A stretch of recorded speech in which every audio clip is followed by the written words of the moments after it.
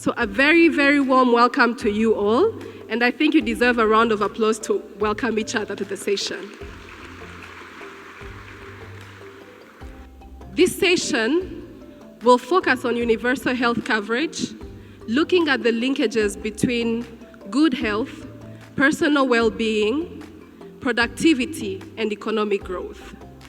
We will take a very close look at how SRH and mental health are interdependent and interconnected throughout the course of life. To kickstart our session, I am pleased to invite our very own Honorable Rosemary Mbabazi, Rwanda's Minister of Youth and Culture, for her welcome remarks, and she will introduce our next speaker and invite our guest of honor. Today's session aligns with the broader vision of the Africa we want. What is it that unhealthy youth can achieve? As we all know, a health nation is a wealth nation. I wish to quote His Excellency, the President of the Republic of Rwanda, when he met with young people way back in 2009, he said, I quote, "Youth, you are the strength of today and tomorrow. As you build yourselves through education and gaining skills, you have to begin by being healthy. That is the foundation. We need you to be healthy. We must be sure that the investments we have made are long-lasting." I end the quote. This is therefore a challenge to you, young people, to take right decisions that will ensure a better life today and tomorrow. Your future is built today. The choices of today affect the life you lead tomorrow. Always think beyond now. Select wisely and surround yourselves with people of positive values and positive thinking. Build a retrospective life. That is a life that is assessing and doing a self-evaluation at the end of every day about the decisions you took today. This will help you to make choices.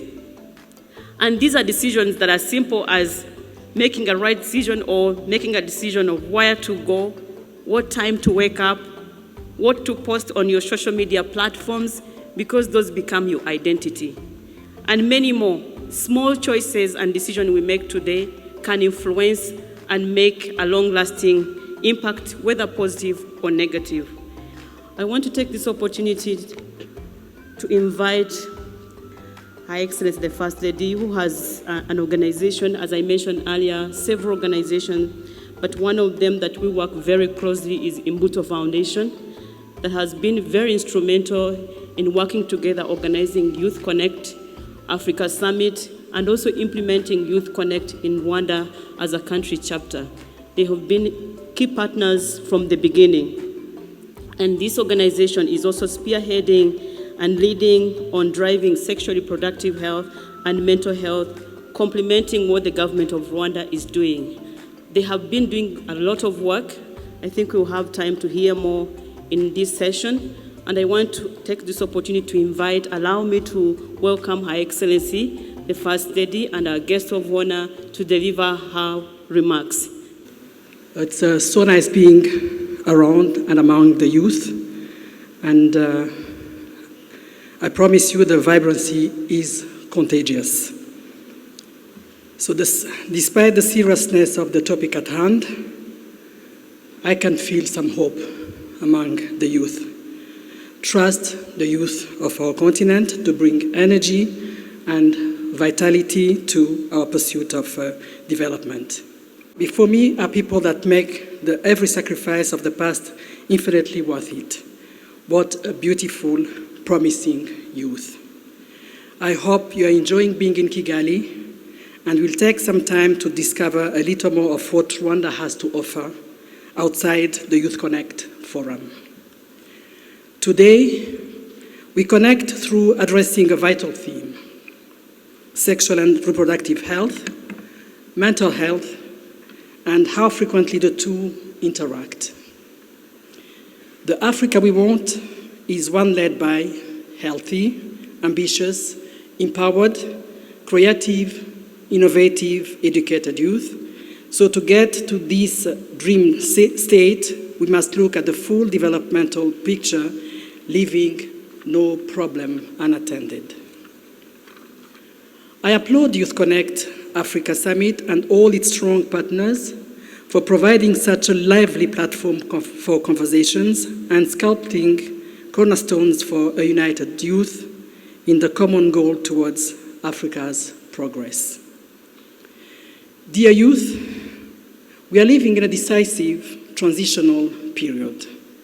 The current news will at times feel heavy, as if the world itself is coming to an end.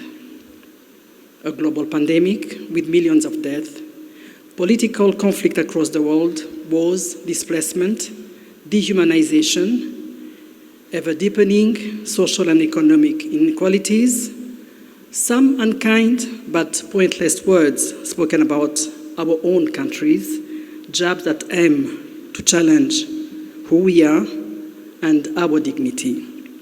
Food crisis, climate change, but dear youth, despite the tragedies in all these challenges, it isn't the world that is coming to an end. It isn't the progress of our societies that is coming to an end. It is the period where emerging nations are discouraged to center themselves and prioritize their own growth on their own terms that is ending at last. It is the period where unsustainable development across the world is promoted for the sake of the wealth of a few, despite its impact on the planet. That is coming to an end.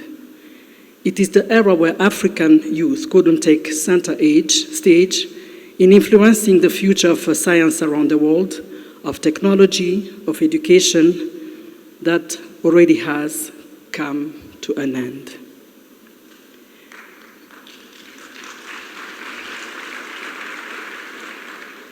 May all that be replaced by a kinder, more equitable world, one where neither resource misallocation or political greed or disease that our systems are unprepared to tackle can lead to conflict and social fragmentation.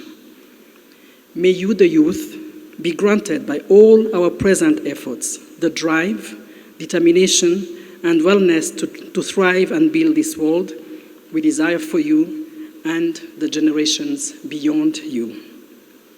Dear youth, despite your vitality, your energy, your optimism, we acknowledge that the problems you face are plenty, some of which are almost unknown to us. The world stage has become tactile screens through which the youth is often targeted with unrealistic, intimidating standards of life and beauty, and the encouragement to engage in impulsive instant gratification, self-isolation, and at times even individualism. We must not let excessive screen tapping or decadent fun, these ghosts of real engagement, replace the organic joys that we once held dear. The anxiety that they can induce shouldn't win over the enriching pleasures that are still within our reach. The joys of a friendly sporting match among friends, of discovering new art, of a healthy intellectual exchange, or voluntary community work, and the pure fulfillment it can provide. You'll find that there is a little replacement to truly nourishing happiness in the form of investment in one's mind, spirit, body, and environment. For us, the public figures, whose platforms can effect change, the way forward is clear. The statistics point to the work ahead. Access to sexual reproductive health and mental health services are impossible to separate from each other. Survivors of sexual violence are 3 times as likely to experience major depressive episodes as those who have not gone through such a traumatic experience. Adolescence is described by some medical experts as just a chronic stress exposure due to sometimes aggressive hormonal fluctuations, rapid bodily changes, and social pressure. And in East Africa, 21% of young girls are exposed to mentally damaging early sexual initiation at the risk of disease and teenage pregnancy. An estimated 100 million Africans suffer from clinical depression, almost 2/3 of whom are women of reproductive age. It turns out that 1.1 billion women across the world have an unmet need for family planning services. If this number alarms you, it's because it absolutely should. We can only imagine the amount of people that beyond unwanted pregnancies developed diseases yearly based on this number alone. These statistics have a palpable impact on many sectors of our progress. For instance, health and education fuel each other in a cyclical fashion. Many studies attest to this, but let's look at it on an individual level. Look back on any point back in your education, and I'm sure all of you were top of the class. Trust you, all parents have been top of the class. Now, as well as you performed, ask yourself how that performance would have been impacted if you had suffered from a disease that kept you from attending class, and this in the long term. How well would you have been able to absorb lessons or to perform on tests? Could this have held you back from evolving from the years at the same rate as your schoolmates? The fact is, healthier lives are typically more educated lives. And to live longer and better is to have more time to educate oneself and a foundation of well-being that facilitates processing this learning. With better education, income-earning opportunities are greater, which means that an educated country has more money to invest in education. Health and education meet where progress begins. So how do we protect and prepare our youth? Dear youth, I can say honestly that we are actively working to keep you empowered, and you can help us by joining our nationwide and continental efforts, including those of non-governmental institutions and individuals. My foundation, Imbuto, that I chair, started, as some of you know, as a project called PACFA to hold the transmission of HIV from infected mother to child. But the country has come a long way in this respect, fast. So Imbuto Foundation needed to be strategic in its expansion to remain relevant, to effect real change and have a lasting impact on the entire life cycle of the population that we were serving. And today, we are pleased to say that our foundation's family planning campaigns have reached over 600,000 Rwandans. Our adolescent sexual reproductive health and HIV care and prevention services have catered for over 300,000 Rwandans. And 75.5% of pregnant teens in our area of intervention have been counseled and provided with support to reintegrate into their societies and reconcile with their families.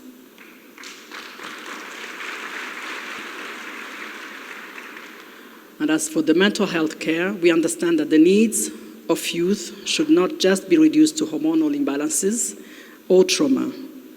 Some problems are structural. How can we holistically uplift you all so that the future is bright for you, so that less of you identify with anxiety for the future and even depression? Imbuto chooses to invest in youth with time, effort, and yes, financial resources. We are pleased to have now provided seed funding for 11 organizations in the field of mental health and adolescent sexual reproductive health. We actively encourage practices which cater to your overall wellness and therefore your mental well-being. Our country's Car-Free Day, which is going to take place on Sunday, and I'm inviting everyone, and the development of state-of-the-art sports complexes are examples we cannot wait to share with you, including our soon-to-be-launched multifaceted sports facility, a partnership between Imbuto Foundation, the Ministry of Sports, BAL, and the city of Kigali for a modern community playground. Stay tuned for more details on this promising project aimed at targeting specifically for the youth. Dear YouthConnekt participant, there is much more I could say to you about the Foundation's work and vision, including our provision of counseling and therapy under our health division and our many educational programs, but I hope you'll find out more during this summit. So instead, I'll take this last moment to thank you for your interest and in connecting with youth from all over the continent. These aren't the easiest of times, yet the light of dawn has already broken, and we can once again reunite physically to share these moments of necessary exchanges and interaction. Now, dear youth, it's imperative that you be your brothers and sisters keepers and ensure that everyone in need of a helping hand has one extended to them. I trust that you will do great. So again, dear friends, as I bid you goodbye, I hope, in fact, I'm confident that we are all determined to do our part to ensure the healthy, happy progress of our communities, nations, and continent. Our valued youth, thank you for having me today. It was lovely speaking to you. Thank you.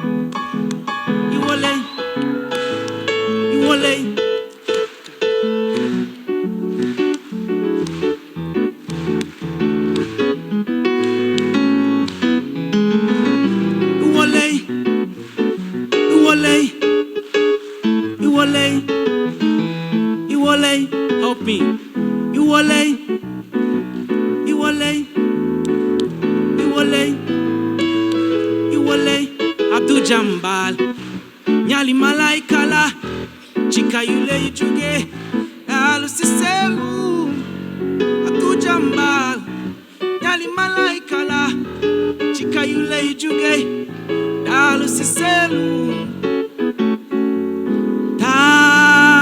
tajebon dene tajebon.